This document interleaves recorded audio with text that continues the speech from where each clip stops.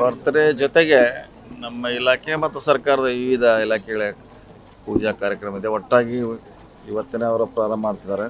ಅದಕ್ಕೋಸ್ಕರ ಬರಬೇಕಂತೇಳಿ ನಾನು ಕೂಡ ಬಂದಿದ್ದೀವಿ. ಈಗ ಒಳ್ಳೆಯ ಕೆಲಸ. ಭಾಳ ದಿನಗಳ ನಂತರ ಬಹುದಿನಗಳ ಜನರ ರಸ್ತೆ ಬೇಡಿಕೆ ಈಡೇರ್ತಾ ಇದೆ. ಅದು ಖುದ್ದಾಗಿ ಬರಬೇಕು, ಚಾಲನೆ ಕೊಡಬೇಕಂತ ಬಂದಿದ್ವಿ. ಶಾಸಕರು ಒಳ್ಳೆಯ ಕೆಲಸ ಮಾಡ್ತಿದ್ದಾರೆ. ಸರ್ಕಾರದ ಎಲ್ಲ ಯೋಜನೆಗಳನ್ನ ಈ ಭಾಗಕ್ಕೆ ತರುವಂಥ ಪ್ರಾಮಾಣಿಕ ಪ್ರಯತ್ನ ಮಾಡ್ತಾರೆ. ನಾವು ಅವ್ರಿಗೆ ಬರಬೇಕು, ಅವ್ರಿಗೆ ಕೆಲಸಕ್ಕೆ ಸ್ಫೂರ್ತಿ ನೀಡಬೇಕಂತ ಬಂದಿದ್ದೇವೆ.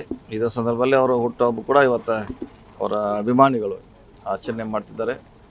ಅದರಲ್ಲಿ ಕೂಡ ಭಾಗವಹಿಸ್ಬೇಕು, ಅವ್ರಿಗೆ ಶುಭ ಕೋರಲಿಕ್ಕೆ ಇವತ್ತು ನಾನು ಇಲ್ಲಿ ಬಂದಿದ್ದೇನೆ. ಒಂದು ಒಳ್ಳೆಯ ಕಾರ್ಯಕ್ರಮ ಮಾಡ್ತಿದ್ದಾರೆ. ಈಗಾಗಲೇ ಕೊಟ್ಟಿದ್ದೀವಿ. ಈಗಾಗಲೇ 47 ಕೋಟಿ ಕೊಟ್ಟಿದ್ದೀವಿ. ಅತ್ಯಂತ ಹೆಚ್ಚು ಕೊಟ್ಟಿರುವಂಥ ಒಂದು ಕಾನ್ಫಿಡೆನ್ಸ್ ಇದು. ಮುಂದೆ ಕೂಡ ಇನ್ನೂ ಭಾಳಷ್ಟು ಇದೆ. ಇಷ್ಟಕ್ಕೆ ಸಮಸ್ಯೆ ಪರಿಹಾರ ಆಗಿಲ್ಲ, ಇನ್ನೂ ಭಾಳಷ್ಟು ಬೇಡಿಕೆ ಇದೆ. ಅದನ್ನು ಕೂಡ ಹಂತ ಹಂತವಾಗಿ ಇನ್ನು 3 ವರ್ಷಗಳಲ್ಲಿ ಪರಿಹಾರ ಮಾಡ್ತೀವಿ. ಗ್ಯಾರಂಟಿ ಇಟ್ಕೊಂಡು ಚುನಾವಣೆ ಹೋಗೋದು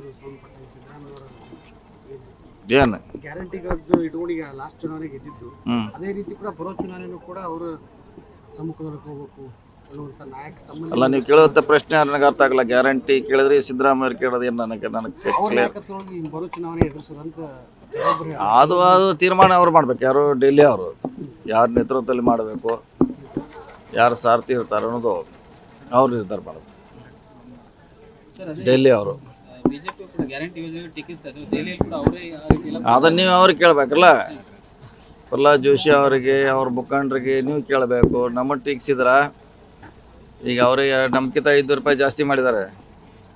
2500 ಇದೆ ಡೆಲ್ಲಿ, ಮಹಾರಾಷ್ಟ್ರದಲ್ಲಿ ಇದೆ, ಅವರು ಮಾಡಿದ್ದಾರೆ.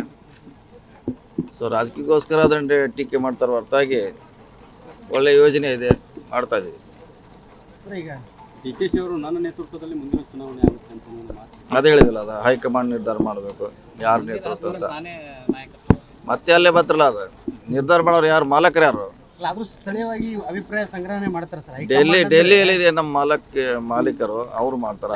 ಕೂಡ ಹೈಕಮಾಂಡ್ ತೀರ್ಮಾನ ಅಂದ್ರೆ ನಿಮ್ಮನ್ನು ಹೌದು, ಅವರೇ ಮಾಡ್ತಾರೆ. ಇಲ್ಲಿವರೆಗೆಲ್ಲ ಅವರೇ ಮಾಡಿದ್ದಾರೆ, ಈಗ ಅವರೇ ಮಾಡ್ತಾರೆ. 2.5 ವರ್ಷದ ತನಕ ಒಬ್ರು CM ಅಂತ ಮಾತಾಗಿತ್ತು ಅಂತ ಕೆಲವೊಮ್ಮೆ ಅದನ್ನ ನೀವು ಡೆಲ್ಲಿಯಲ್ಲಿ ಕೇಳಬೇಕು. ಅದು ಈ ಕೋನ್ ರೆಡ್ಡಿ ಅವರಿಗೆ ನಮಗೆ ಅದು ಗೊತ್ತಿಲ್ಲ. 2.5 ವರ್ಷ 3 ವರ್ಷ 4 ವರ್ಷ ನಮಗೆ ಗೊತ್ತಿಲ್ಲ. ತಮ್ಮ ಹೆಸರು ಕೂಡ ಕೇಳಬೇಕು. ಅದು ಡೆಲ್ಲಿಯಲ್ಲಿ ಕೇಳಬೇಕು ನೀವು, ಅಥವಾ ಬೆಂಗಳೂರಾಗ ಕೇಳೋದಕ್ಕೆ ಏನಾರ ಪರಿಹಾರ ಸಿಗುತ್ತೆ. ದಲಿತ CM ದಲಿತ CM ಅದು ಈ ಸದ್ಯ ಪ್ರಶ್ನೆ ಇಲ್ಲ. ಅಕಸ್ಮಾತ್ ಹೈಕಮಾಂಡ್ ತಮಗೇನಾದ್ರು CM ಆಗಂತಂದ್ರೆ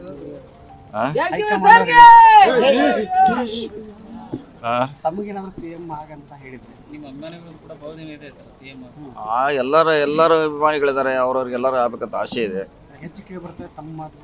ಬರೀ ಅಭಿಮಾನಿಗಳು ಹೇಳಿದಕ್ಕೆ ಪರೀಕ್ಷೆ ಮಾಡೋಕ್ಕಾಗೋಲ್ಲ. ಅದರದೇ ಅಂತ ಮಾನದಂಡ ಇದೆ, ತನ್ನ ಅಳೆದು ತೂಗಿ ಮಾಡ್ತದೆ.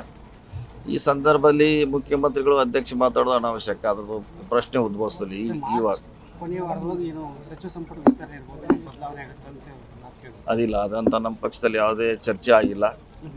ಕೂಡ ಹೇಳಿದ್ರು, ನಾನು ಕೂಡ ಆಕಾಂಕ್ಷಿ ಭಾಳ ಜನ ಇದ್ದಾರೆ. ಆದರೆ ಯಾವಾಗ ಆಗುತ್ತೆ ಅನ್ನೋದು ಯಾರಿಗೆ ನಿರ್ದಿಷ್ಟವಾಗಿ ಗೊತ್ತಿಲ್ಲ. ಜೊತೆಗೆ ನಾವು ಕ್ಷೇತ್ರದ ಶಾಸಕರು ಕೂಡ ಅಭಿವೃದ್ಧಿ ಮಾಡ್ಯಾರ ತಾವು ಕೂಡ ಹೇಳಿದ್ರು. ಹಂಗೇನೋ ಹೊಸ ಅವಕಾಶಗಳೇನಾದ್ರು ನೋಡಿ, ಅದೆಲ್ಲ ಅಂತಿಮವಾಗಿ ಅಲ್ಲೇ ಮಾಡಬೇಕು. CM ಅಧ್ಯಕ್ಷ ಇದ್ದಾರೆ, ಅದಕ್ಕೆ ನಮ್ಮ ಜನರಲ್ ಸೆಕ್ರೆಟರಿ ಇದ್ದಾರೆ. ಅವರು ಅದನ್ನು ತೀರ್ಮಾನ ಮಾಡ್ತಾರೆ, ಯಾರಿಗೆ ಕೊಡಬೇಕು ಯಾರಿಗೆ ಬಿಡಬೇಕಂತ.